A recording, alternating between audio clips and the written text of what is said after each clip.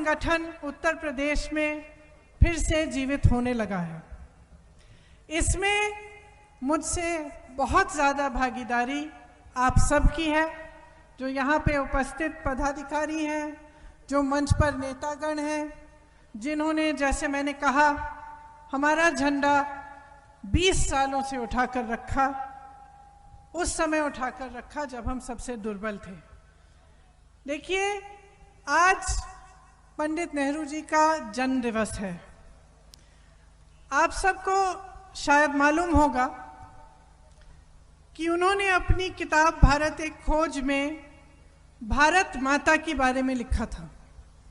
उन्होंने कहा था कि ये जो नारा है, भारत माता की जय, इसमें क्या क्या है। इस नारे में किसान की जय है, मजदूर की जय है, दुकानदार की जय है, महिला की जय है, श्रमिक की जय है, सैनिक की जय है। इसमें इस देश के एक एक वासी की जय है। इसी नारे को लेकर गांधी जी, नेहरू जी, सरदार पटेल जी और तमाम स्वतंत्रता सेनानियों ने हमारे देश को आज़ादी दिलवाई। जिन्होंने खून, पसीना, मेहनत की, जिनकी वजह से हमें आज़ादी मिली, जिनकी शहादत से मिली, जिन्होंने अपने जीवन के साल, कई साल जेल में गुजारे, उन सब की मेहनत की कमाई से हमें आज़ादी मिली। इसीलिए नेहरू जी, गांधी जी, इंदिरा गांधी जी, पटेल जी, अंबेडकर जी, तमाम जितने भी स्वतंत्रता सेनानी थे, वे आज़ादी का मतलब समझते थे, आज़ादी का आदर करते थे। उन्हें अच्छी तरह मालूम था कि इस आज़ादी को हासिल करने के लिए कितनी मेहनत करनी पड़ी।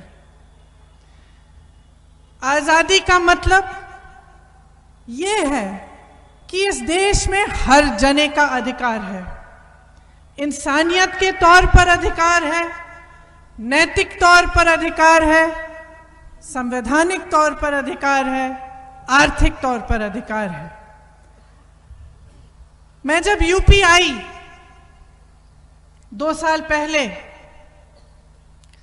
तो आस्ते आस्ते मुझे समझ में आने लगा कि ये जो समझ है आज़ादी की, ये भाजपा के नेतृत्व में नहीं है।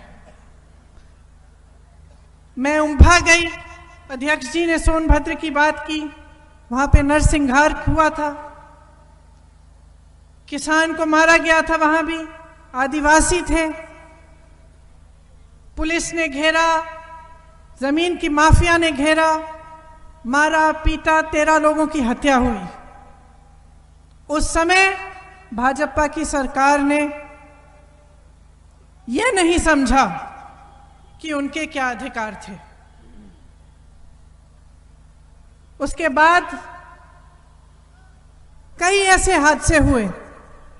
उन्नाव में जो हुआ, मैं जब उनके घर गई, उनकी बातें सुनी मैंने, मुझे लगा कि जिसके साथ इतना अत्याचार हुआ है, उनका भी शायद अधिकार ये सरकार नहीं पहचान रही है। एनआरसी, सीए हुआ, हर जगह हम लोग गए, हमने तमाम लोगों से बातचीत की, आंदोलन किया, और यही बात ऊपर आई कि कुछ लोगों के अधिकार इस सरकार के लिए कोई भी मायना नहीं रखते हैं। हाथरस में आपने देखा कि पीड़िता के परिवार के अधिकार को किस तरह से कुचला गया, कि उसके अंतिम संस्कार भी उसके परिवार के सामने नहीं हुए। कुछ ही दिन पहले मैं ललितपुर गई, जहां पे खाद के लिए लाइन में खड़े होते हुए 2 जने मरे। 2 किसान वहां पे खड़े हुए थे, वहीं पे उनका दम टूट गया। और 2 ऐसे किसान थे जो 1-2 दिन के लिए खड़े होते होते उनका मनोबल टूटा और उन्होंने खुद आत्महत्या कर ली। मैं अरुण वाल्मीकि के यहाँ गए, आगरा के हमारे साथी यहाँ हैं, मैं अरुण वाल्मीकि के घर गई, जहाँ से 18 से 20 उनके परिवार के सदस्यों को उठाकर पुलिस ले गई। पुलिस थाने में 3 दिनों के लिए इस तरह से पीटा कि उसका मैं आपके सामने मैं बता भी नहीं सकती किन लफ्जों में उन्होंने मुझे बताया। तो ये स्पष्ट हो गया है कि जिन्होंने आज़ादी के लिए मेहनत नहीं की, खून पसीना नहीं बहाया, वो आज़ादी का मतलब समझ नहीं पाते हैं, उसका आदर कर नहीं पाते हैं। देखिए, हर घर में भी यही होता है। घर में जो मेहनत करता है, कमाता है, जो घर की नींव डालता है, उस घर को बनाता है, वो एक अलग तरह से आदर करता है उस घर का।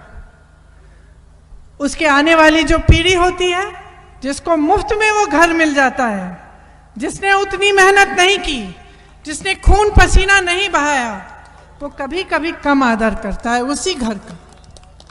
उसी तरह से आज ये बहुत स्पष्ट हो गया है कि आज़ादी का आदर भाजपा का नेतृत्व नहीं करती।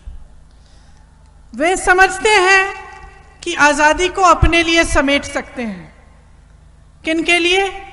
जिनके पास सत्ता है और उनके बड़े बड़े जो खरबपति मित्र हैं, जिनको वो इस पूरे देश की मेहनत को वे बेचना चाहते हैं उन्हें, और उनको सौंपना चाहते हैं। जिस भावना से ये देश बना, वो भावना कांग्रेस का एक एक पदाधिकारी, कांग्रेस का एक एक कार्यकर्ता ही समझ सकता है। बाबा साहेब अम्बेडकर जी ने संविधान को इसी भावना से बनाया कि हम निर्माण करना चाहते हैं, हम कुछ बनाना चाहते हैं। समानता, अधिकार, वोट की ताकत बाबा साहेब अम्बेडकर जी के संविधान ने हम सबको दी, और उसी संविधान के लिए गांधी जी, नेहरू जी और सारे स्वतंत्रता सेनानी, पटेल साहब सब लड़े। सरदार पटेल जी ने देश को एकजुट किया। पंडित नेहरू जी ने देश को बड़े बड़े उद्योग दिए, बांध दिए, अस्पताल दिए, विश्वविद्यालय दिए, IIT, IIM, परमाणु ऊर्जा, ये सब पंडित नेहरू जी के शासनकाल में देश को मिला। क्यों ये सब कार्य क्यों किए? देश के निर्माण करने के लिए, क्योंकि वे आज़ादी का आदर करते थे। यहाँ बुलंदशहर में भी इम्यूनोलॉजिकल और बायोलॉजिकल कॉरपोरेशन है, मथुरा में जो रिफाइनरी है, मेरठ में कताई मिल है। इंदिरा जी की हरित क्रांति से जिस तरह से पूरे पश्चिम उत्तर प्रदेश में फसल उगी, पूरा पश्चिम उत्तर प्रदेश लहलहा उठा, ये सब आप सब जानते हैं। सिर्फ विकास नहीं लाई कांग्रेस, भाईचारा भी बनाया, देश को मजबूत भी बनाया। लाइन में जो आखिरी अंतिम व्यक्ति था, उसका ध्यान देकर कांग्रेस की सारी नीतियां बनी। मनरेगा, सूचना का अधिकार, भोजन का अधिकार, ये सब किस लिए बनाई गई? ये सब जो सबसे कमजोर व्यक्ति था, उसके बारे में सोचकर बनाई गई। यही कांग्रेस है।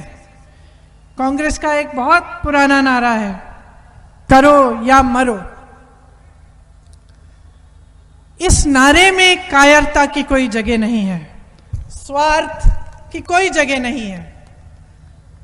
अपनी निजी महत्वाकांक्षा से बड़ी देश के लिए महत्वाकांक्षा है।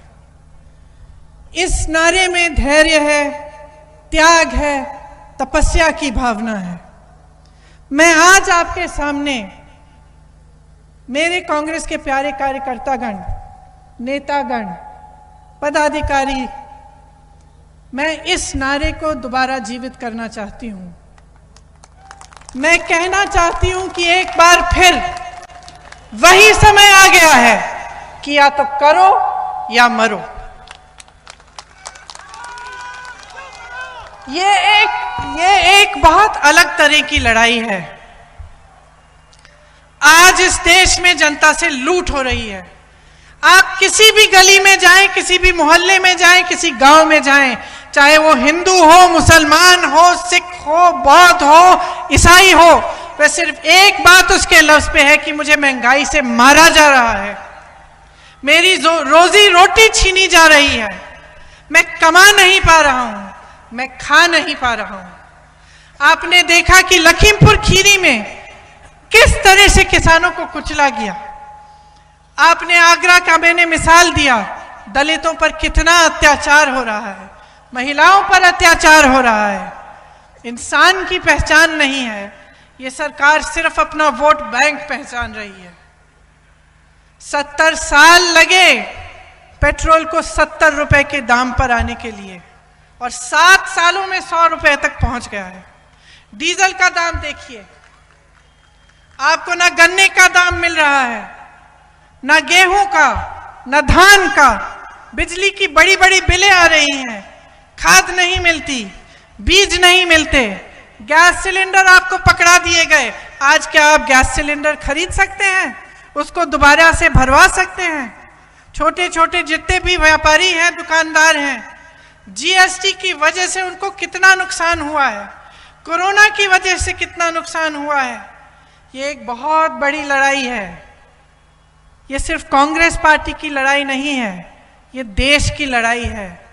और मैं आपको कहना चाह रही हूं कि इस प्रदेश में ना सपा लड़ रही है और ना बसपा लड़ रही है, सिर्फ कांग्रेस ही ये लड़ाई लड़ सकती है। जब जब संकट हुआ है पिछले 2 सालों में, तो आप सब सड़क पे निकले हैं, आपने मुद्दे उठाए हैं, आपने आंदोलन किया है। कोरोना हुआ, आप सड़क पे आए, आपने राहत पहुंचाई लोगों को, आपने मदद की, दवा की किट बांटे। जब जब आपने देखा कि जनता के सामने एक समस्या है, आप पीछे नहीं हटे। सपा के लोग कहां थे? बसपा के लोग कहां थे? उनके नेता कहां थे? क्या उन्नाव के लिए लड़े? क्या हाथरस के लिए लड़े? क्या लखीमपुर खीरी पहुंचे? लेकिन आप सब पहुंचे, आपने आवाज उठाई, और इसी तरह से अगर आप लड़ते रहेंगे तो निश्चित है कि हम जीतेंगे। लोगों की आदत बन गई है कि कहते हैं हाँ हाँ कांग्रेस प्रचार तो कर सकती है, सड़क पर आ जाएगी, लेकिन संगठन नहीं है कांग्रेस का। मैं गर्व से कहना चाहती हूं कि आज हमारा संगठन न्याय पंचायत और ग्राम पंचायत तक गठित हो रहा है। मैं गर्व से कहना चाहती हूं कि 50,000 से ऊपर पदाधिकारी प्रशिक्षण कर चुके हैं, और 1-1.5 महीने में हम 2 लाख पदाधिकारियों का प्रशिक्षण करेंगे। और मैं सबसे ज्यादा गर्व से कहना चाहती हूं कि कांग्रेस के 18,700 से ज्यादा कार्यकर्ता और पदाधिकारी पिछले 1.5 साल में जेल जा चुके हैं, और 3 दिन से 3 महीनों के लिए जेल में रहे हैं। हमारे अपने अध्यक्ष 28 दिनों के लिए कोरोना काल में जेल गए। मैं पूछना चाहती हूं कि सपा और बसपा के कितने पदाधिकारी, कितने कार्यकर्ता इन 1.5 सालों में जेल गए हैं? मैं पूछना चाहती हूं कि भाजपा की सरकार, उनके नेता सपा और बसपा पर आक्रमण क्यों नहीं करते? हमारी आस्था पर आक्रमण करते हैं, हमारी देशभक्ति पर आक्रमण करते हैं, हमारे नेताओं पर तरह तरह के आक्रमण करते हैं। सपा पर क्यों नहीं करते? बसपा पर क्यों नहीं करते? मैं पूछना चाहती हूं, क्योंकि लड़ नहीं रहे हैं। वो जानते हैं कि असली लड़ाई सिर्फ और सिर्फ कांग्रेस उत्तर प्रदेश में लड़ रही है।